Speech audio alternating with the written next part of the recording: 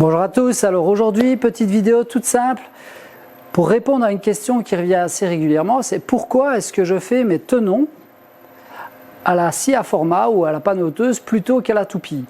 En fait ici j'ai les tenons de mes croisillons à faire ainsi que des mi-bois et donc c'était l'occasion de vous montrer que en fait quand on n'a pas une tenonneuse fixe, des fois utiliser le chariot à tenonner prend beaucoup plus de temps que de faire des tenons à la scie à format.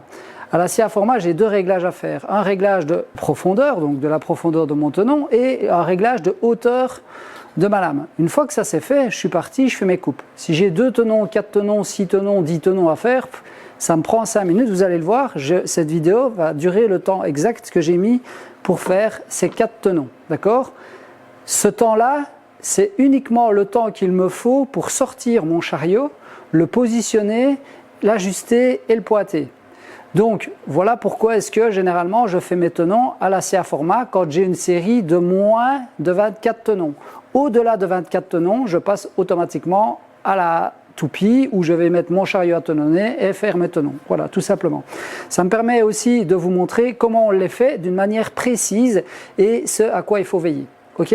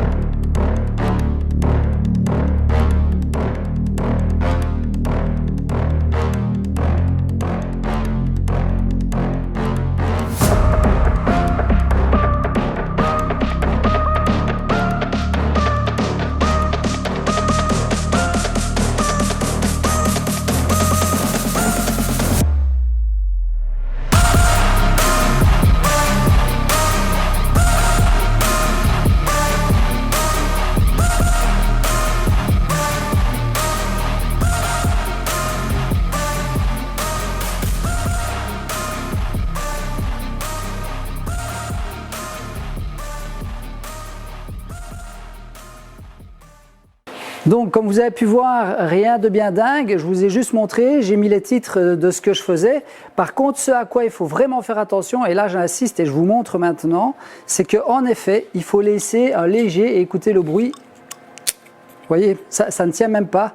Mais si vous reprenez au-delà et donc que la matière part, vous êtes déjà trop haut. Si par contre vous ne savez pas le casser simplement en touchant, vous voyez, c'est à peine touché, c'est que vous êtes trop bas, d'accord? Et en réglant comme je le fais avec une cale au niveau de la hauteur de la lame, et la lame doit venir frotter, vous devez entendre un petit le frottement de la lame sur cette fameuse cale. Je ne sais pas le faire parce que chaque fois que je le fais, évidemment mon aspirateur est en marche. Bon, je ne prends pas toujours le temps de couper, bon voilà, d'accord, vous avez compris. Mais il faut vraiment qu'il reste un petit peu de matière, et ça va apporter de la précision à vos assemblages. Je vous montre quand même pour les plus sceptiques parce que je sais qu'il y en a. Donc on va voir ici qu'il me reste encore, donc la partie que j'ai arrachée, donc elle est encore ici. Ici, ben, on la voit même encore mieux. J'ai encore des petits trucs, j'aurais dû les retirer avant.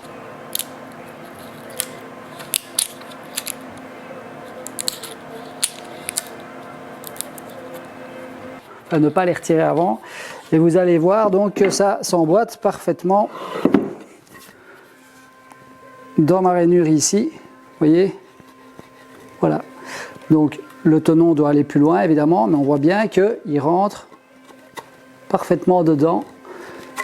Voilà, ça c'est vraiment bien ajusté.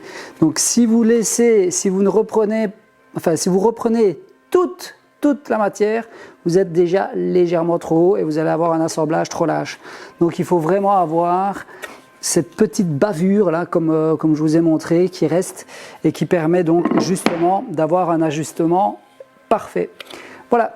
Je vais faire maintenant la même chose pour le mi-bois. Je vous montre ce qu'est un mi-bois à double rainure, d'accord, et ce à quoi il faut veiller justement au niveau de l'assemblage de la partie intérieure qui reste au niveau de la rainure. Mais ça sera donc pour demain. Voilà, j'espère avoir répondu aux personnes qui se posaient souvent la question de savoir pourquoi est-ce que j'utilise la scie à format pour faire des tenons plutôt que la toupie. C'est tout simplement quand j'ai une série inférieure à 24 tenons, je suis beaucoup plus rapide à faire ceci que de pointer ma toupie. Tout simplement.